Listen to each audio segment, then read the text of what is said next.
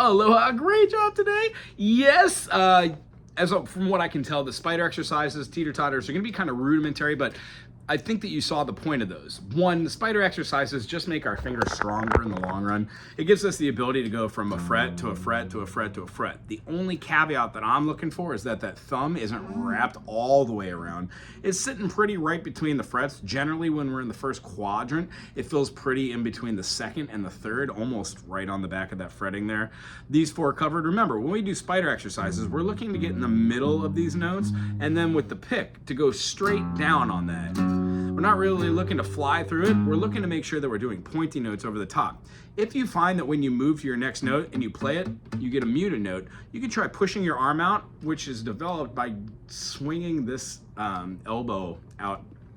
When we do that, we're looking to keep these fingers already on the fretboard while we play the fourth fret. So pinky on the fourth, nice and pointy, but every previous note will already be there. Why? We're just setting a foundation. This pays off in a multitude of ways, but down the road when we're doing something like a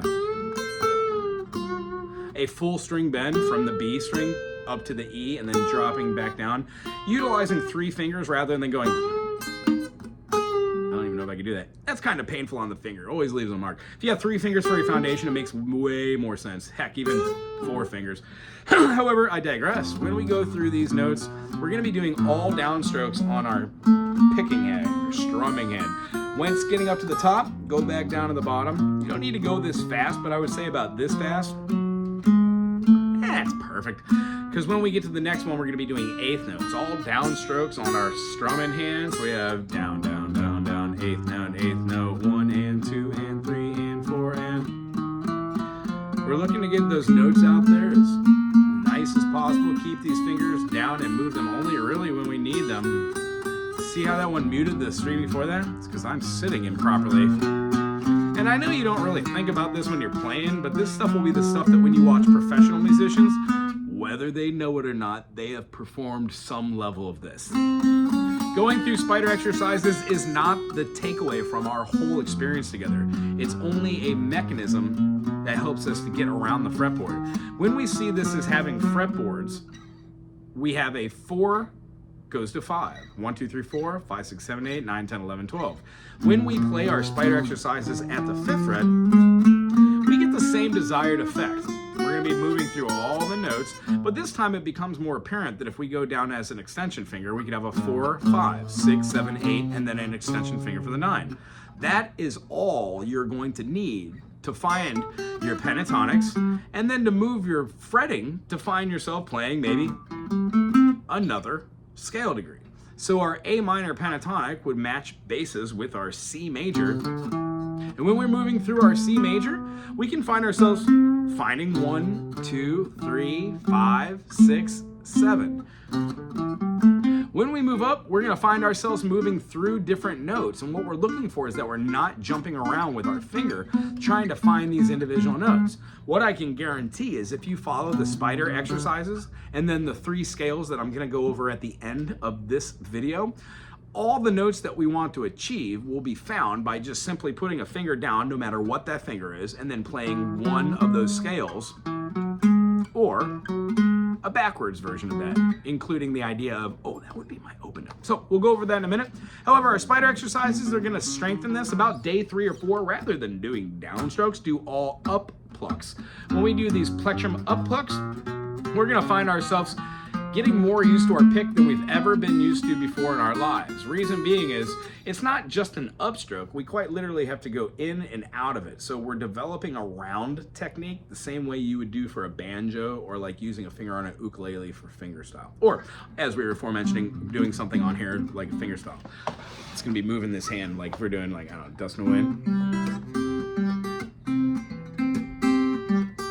The bass is going to be played primarily by these, and then sometimes we go to the D, but that finger is really doing like a roundabout way of coming back and hitting those 2 bass notes. So, in the beginning, when we do this, we get rid of the pick, we utilize our finger style, doing it with our finger, plucking these plectrum style, go up once. Pizzicato, I think is the word I'm looking for, not plectrum. Plectrum's for like a banjo or something with a head on it. Makes a strumming sound. Plectrum would be more like a brush. Anywho, when we get done with our finger, try and pull out our pick. Do the same thing. This process not only does spider exercises, but it allows us to utilize our pick hide. Pick hide. That's a great way to get used to doing these in and out. As soon as you get all the way up to the top before you hit your first note, pull that pick out. Boom, boom, boom, boom, boom. And if you can do it at the speed you do Spidey's are sitting at, you're sitting pretty. All right, our next ones are teeter-totters. I'm going to do 3 of them for you. I'm going to do E major. E major consists of the open E string, the B at the 2nd fret on the 5th string. You're going to be playing the E on the 2nd fret of the 4th string. Our 3rd string is going to play a G sharp. G sharp. Our next string is going to be our B string. We're going to be playing that open, and then our E string, open as well. Open E, open B, open E. When we play this, we're going to take off a 1st finger, put the finger that's on the B note on the A string over on the G sharp, take this finger that's playing on this E, put it on the B, and then put the pinky onto the B note where our other fingers were. This E major is the exact same thing, except now we're playing it with 2 different fingering sets. Granted, if you have bigger fingers, maybe you could play your E major with 2 fingers, like so. I don't have biggest fingers, so it's kind of hard to do that because I can't do it with my pinky, so I do it at all. But the idea is if you know that is a possibility, then I would say go for that as well. So E major and secondary fingering is great because now we can scoot that up for our bar chords. One of the things we ended on that we showed was if we go up to the 5th fret or 6th fret or 7th fret anywhere and we play the same chord, C major, D minor, E minor, F major, G major, A minor, B diminished, or even B half diminished, or full diminished. Each one of those has its own function down here, and we learn them as such. C major, D minor, or D Dorian. We learn E minor, E Phrygian. We learn F for F Lydian. We learn G for G Mixolydian. When we learn our A note, A is for A minor. That A is A, B, C, D, E, F, G, A. That is natural minor. And then when we learn our B is B Locrian. So all of those are the modes that are derived. C in 2nd fingering, C in 3rd fingering. For the first one, A minor with a pinky down makes a C6. An A minor and a C6 inversion are the same thing, just like a D6 is a B minor 7. If we keep going with this concept, we can move this shape all the way up and we achieve what the pinking's on. So if I play this note, which is an F, this looks like your D minor. That is an F major. This is a D minor. If I were to play that same construct, but put this finger out here, the same way we did down here, that A minor 6-y feeling with the pinky there, that is an F6 or a D minor 7. So the idea is we're going to learn what names and notes are all over the fretboard, break it down into 3 quadrants, and then work on the concept of playing our 1, 2, 3, 4, utilizing our up and down motion to to achieve perfect rhythm. If it was with the E, we'd have down, 2, 3, 4, down on E, 2, 3, 4. If you're playing for 5 minutes every day, just doing these practice exercises I'm showing you, and you spend 2 or 3 minutes on the Spideys, trying to do different fingers, and then you try this mechanism of laying down your fingers on each rest. When you move this to 1 and 3, what you'll notice is your fingers start to layer a little bit more, and then it goes through the process of seeing these different notes as being something really cool that when we do these back and forth, these quarter notes, they don't seem so hard. In fact, when we speed them up, even if we're doing something else like 1/8 notes, it still makes sense that they work together with a little pause in between. So that concept allows us to move this chord up anywhere. When we learn how to play the E like this or the A like this, we achieve A to A sharp or B flat, B, C, D, so on and so forth. E major, F sharp, G, G sharp, A, so on and so forth. D minor, when we do this again, that makes a D sharp minor or an E flat major. E major, now I know that seems E minor there, but if we did it with the major shape, D major, secondary fingering, moved it up a whole step and barred. That's an E major. So what we're going to do is learn how to play all of our intervals. There are only 3 notes in a triad: major third, minor third. So when you put one note on the bottom, whoop, whoop, now you still have that 3 triad, but now we have a different note. So when you've been playing your E major, not your E major, your C major, the lowest note you generally hit is the E, meaning this is an inversion. More importantly, it's a first inversion because the third of the chord is on the bottom. If you use the tip of that to mute it and play the C, that is a root position triad. If you were to play its other note, the G, on the bottom by playing a G major and putting that on the G in there, or one finger covers both, G is the lowest note with your C major. Therefore, we would have a second inversion. When we have a triad and we add that third note, whether it's a major 7, minor 6, something like that, we see ourselves as utilizing different inversions. Oh no, that's incorrect. We wouldn't use minor 6s. The only 7th aberration we have for inversions would be 7ths, major or minor. And we'll talk about that next session. So, takeaway, spider exercises every day, do downstrokes for 3 days. When you go all the way to the top, go down to the bottom, try putting away your pick, and then try playing that same thing with your pointer finger. Next time, maybe do it with your middle finger, keeping all the fingers on the fretboard. Third time, do your third finger. You could even do all your pinky, but you're gonna have to move that pick if you're doing that. Pull out that pick, try and use it on your own, and then pull it back intermittently, tucking it. That's gonna help you keep a pick on you all the time. And then as far as the teeter-totters, try and take any of these chords. How about the G major? 1 and 2 and 3 and 4 and 1 and rest and rest and rest. This G in first position. If we do G in a second position, it does make sense now. It's easier to play a major 7, dominant 6, a G6, a G5 when we pull it around if we wanted to. G, nice. So we'll talk about all the different inversions that are created by using just our base 3, our stable notes inside of a chord. We'll talk about how to use a circle fifth so it seems relative, and then how to use it as a mechanism to actually see where the notes are inside every key. What we don't want to do is like put too much emphasis on the fretboard recognition, because that's what the circle fifth does. When we play a C major, G major, D major, A major, E major, B major, F sharp, C sharp, we get our places that are relative. Since C and G are super relative, if I go up, it's a fifth. If I go down, it's a fourth. 1, 2, 3, 4, 5, C, B, A, G. They're called equal temperaments because we have to have 9 notes that make up our intonations. Most of the tension is built between the 4 chord and the 5 chord. But in a 7-note scale, the tension of the whole key lies between the third, in the third. So in the key of C, E flat and E split the difference of what mathematically would be a perfect interval that would give resonance to the octave.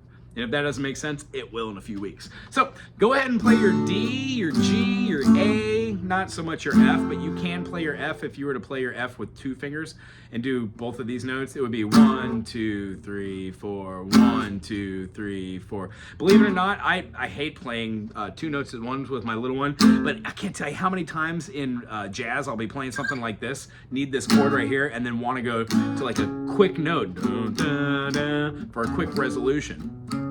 Which means what we're doing is we're kind of seeing ourselves as being the capo, utilizing shapes that we already know, like the G major, and then using our secondary fingering outside of the pocket to be able to create stuff like our major 7 chord, which dominant 7, so on, so forth. For next week, what we're going to do is we're going to delve in just to the scale preferences. And to be able to do that, what we want to do is have the 3 scales so we can dissect them. The first of which being is the weirdest to talk about, so we're just going to do it. If we were playing a full scale degree for our 0, 1, 2, and 3 frets, we would have an open E, F, G, A, B, C, D, E, F, G, A, B, C, D, E, F, G. Those are all the notes that are acquired by playing just the C major inside the key of C. C, F, G, A, B, C, D, E, F, G, A, B, C, D, E, F, G. If I start on the E, this is an E Phrygian. If I start on the F, it's called F Lydian. If I start on the G, it's called Mixolydian. When I start on the, when we keep going, we'll talk about all these. When I start on the A, B, C, D, E, F, G, A, B, C, that's A natural or A Aeolian. And then B, B, C, D, E, F, G, A, B, C, D is B Locrian. I know I'm going fast, but this isn't to learn right now. We're going to do that together. This is just to get to an idea. If you can play a C major scale, do it like our Spideys. Go super slow. Try with eighth notes, all downstrokes. Then after we do it, maybe like eighth notes, go into tuplets. Tuplet, triplet, tuplet, it's the same thing. Then 16th notes, 1 E and a 2 E and a 3 E and a 4 E and a, all downstrokes. And then the next time you go through the process, try and do them as all upstrokes. 1 and 2 and 3 and 1 and 2 and 3 and 4. Tuplet, tuplet, tuplet, tuplet, tuplet, tuplet, tuplet. This helps us work on the individual notes of C major there. Remember, 3rd fret, open, 2nd fret, 3rd fret, open, 2nd fret, open, 1st fret.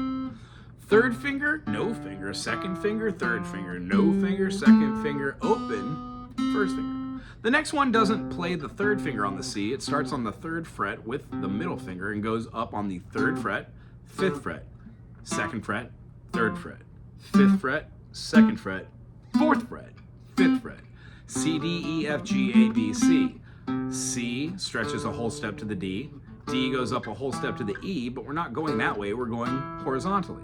C, D, E, E, E, E, F, F, F, F. When we see this C, D, E, F, G, A, B, C is the same thing as this, it allows us to use both of them depending on what. The first one, I don't know, blues. With that open note. And then with the closed notes, come on in. We could use those as well. The third one of which is I'm going to leave you on is one of my favorites, is what most people stop on, and this is the easiest one to recognize. Oh, come on in, buddy. Okay. Yeah, come on. 3rd fret here on the C, 5th fret, 7th fret, 3rd fret, 5th fret, 7th fret, 4th fret, and then 5th fret again. Do, re, mi, fa, sol, la, ti, do. We're going to talk about these shapes and how they move up and down the fretboard, but that is the idea for learning them in the circle of fifths. C major, G major, D major, A major, E major, B major, F sharp major, C sharp major. When we talk about these doing the circle of fifths going the other way, we would have an F major. Then we would go to our B flat major, B flat, E flat, and then we've got our A flat, E flat, A flat, D flat, G flat, and then we have C flat. Those are all of our chords. We will talk about those enharmonically on how to name chords, how to name notes, and then probably one of my favorite things is just like experiencing the fretboard through the eyes of progressions. That's really where we're going next week. It's great meeting you, great seeing you. We'll talk to you soon. Aloha.